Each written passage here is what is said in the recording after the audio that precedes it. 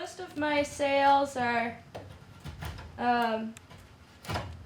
already made because because a lot of people don't plan ahead. So a lot of the calls I get are from family members saying, so and so just died yesterday, we need a coffin ASAP. This is where we live, this is the sites we need. So I try and have like at least 4 or 5 ready to go.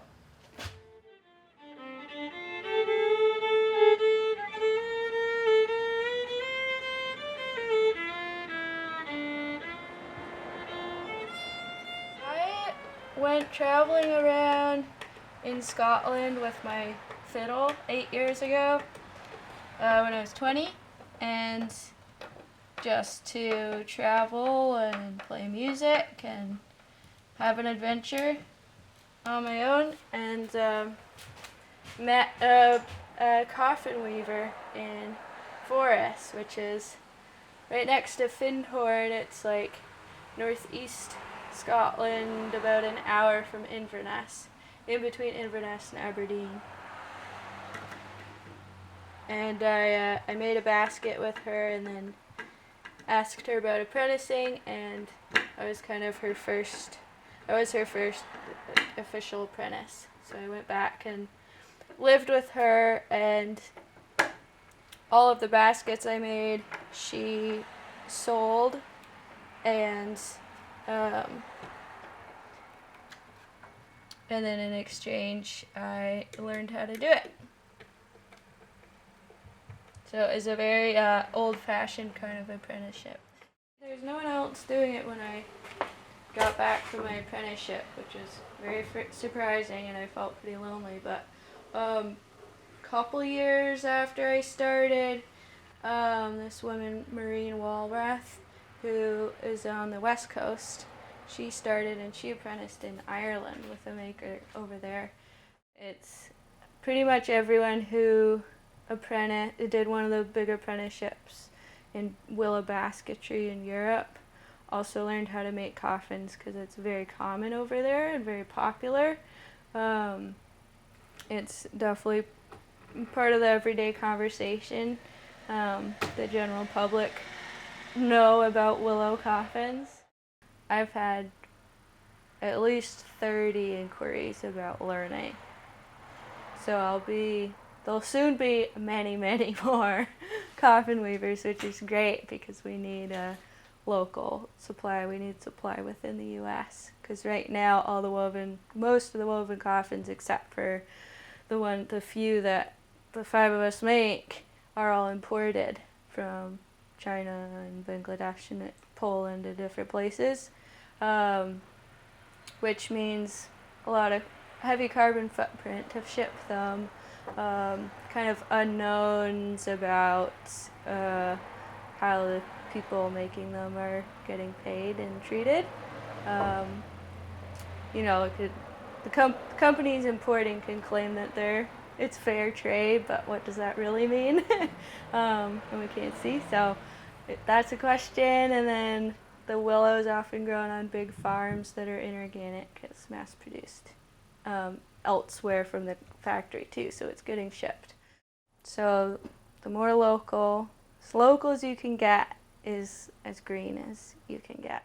A conservation burial ground will require that it is local, but just a plain old green burial ground or a hybrid burial ground or doing it on someone's land, then they can do whatever they want if it's biodegradable. The wood is from Gill, which is right across the Connecticut River, my friend's land, and he cut down the trees a number of years ago and had them milled up, and then I bought some of them from him.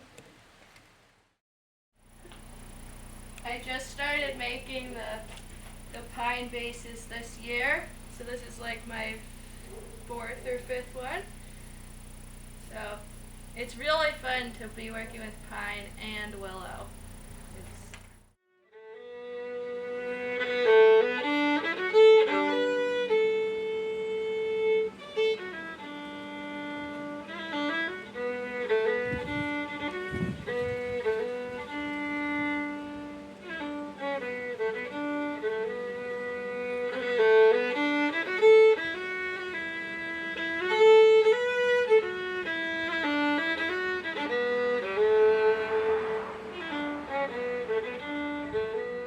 Sometimes I'm involved beyond just making the coffin. Like for one family in upstate New York, probably 3 years ago now, their daughter died, and she was pretty young. She was a kid, and so I made the coffin and I took it over there, and then 6 months later, her wish, they'd been expecting for a long time that she would pass, so the daughter's wish was that there'd be fiddle music and they would do a maypole, and then all the friends would come and they'd have a party. And so that's what we did.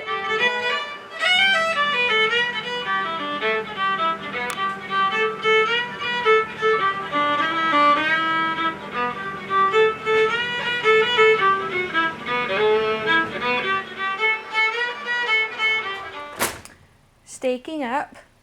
So this is the bottom of the coffin, and it's pretty nifty. I put these all up like so, through all the holes, and then I'll weave around, making them a knot, and then flip it over, and this will become the sides of the coffin. The death aspect of it and wanting to be part of changing the death culture and moving a little further away from the way that the death industry handles death. So kind of community action side of it, and then it also ties in with like the environmental concern that I've felt for my whole life. So it touches in on like several different areas of interest and passion for me, and music is just because it's the best thing.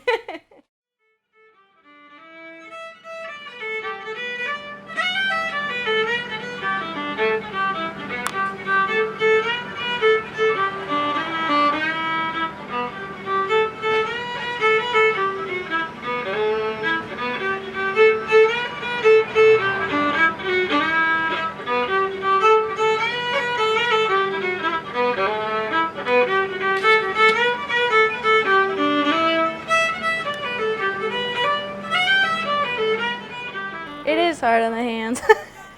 All the coffin weaving is rough, but your fingers get stronger.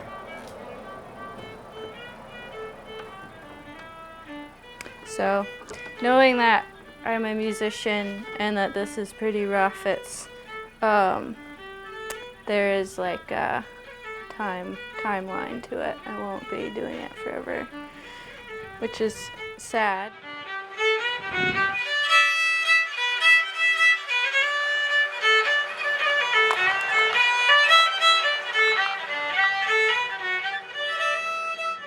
This is called a bodkin, and I made it because I didn't want to spend the $80 on the iron one made in England. And it's deer antler and crabapple wood, and I just used a two-way screw, like a double-sided screw. I want to teach a bunch of people how to do this, and got lots of willow growing in the country, and then work more on like community, like DIY funeral nonprofits. Like, I really see that being a beautiful thing that could happen in the future, where it's all the overhead costs are like transparent. There's options of that, like all the actual legal things are told to the public, shared with people. It's completely like community oriented rather than industry oriented.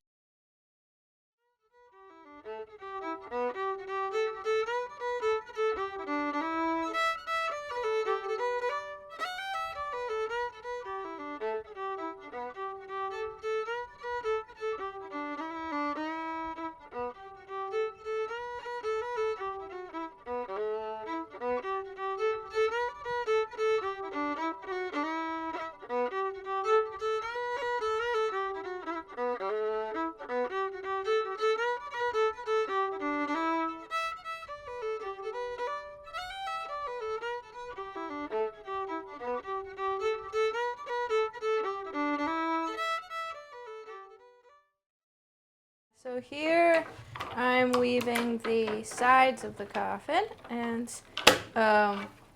takes about a day. It takes like with staking up and then weaving to the handles, weaving the handles in, going and finishing off the top. It's usually between 6 and 8 hours depending on the size of the coffin.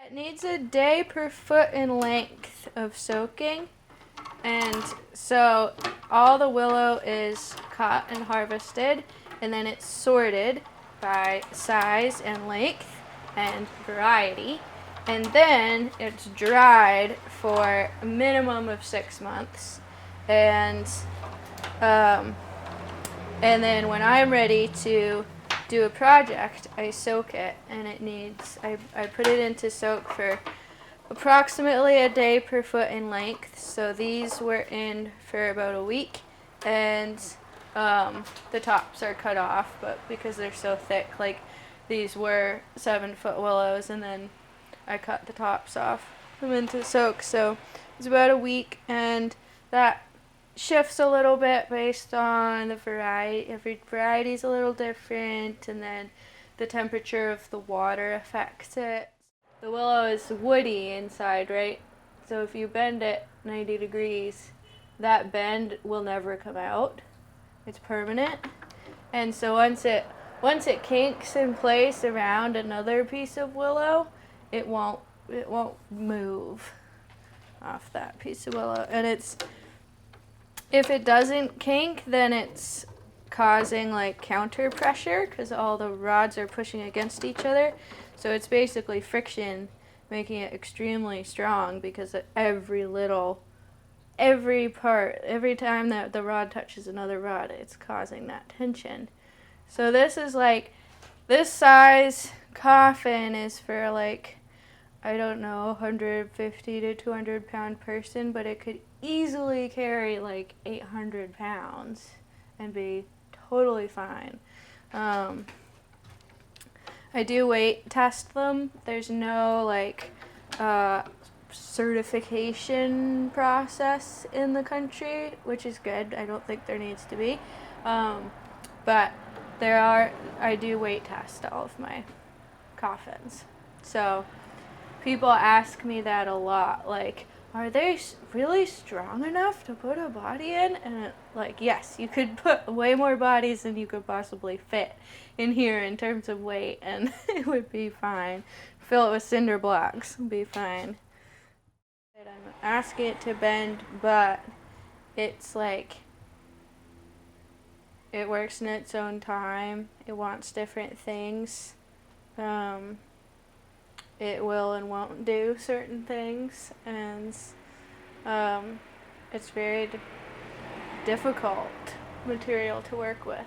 I've played around with some other types of basketry like birch bark and coiling and split ash, and willow is definitely by far the hardest one. It's getting the willow to like do these crazy things that I'm asking it to do takes a lot of practice. It takes just like intuitively feeling the material itself and what its limits are.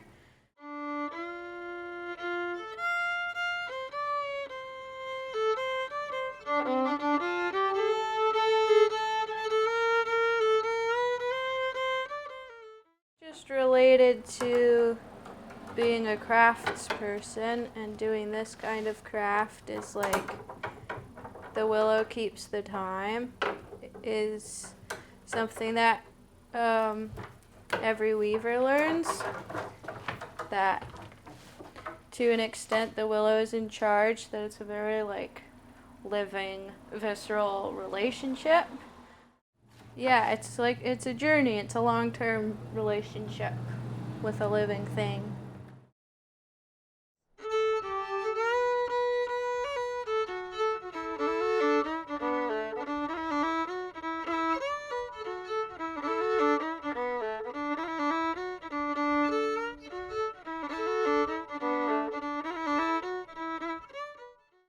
It's rather meditative work. Weavers, coffin makers make the Funerary Artisans Collective, which is it is all like small scale makers in North America who are making burial products to be a resource to the public and consumers, and then also for us makers who can't really afford big advertising campaigns. I believe that the consumer, we can educate people about it and make things like this more and more available in home funerals, and just have more public resources out there so people know how much autonomy they have. And it's a lot. It's a lot more than people know.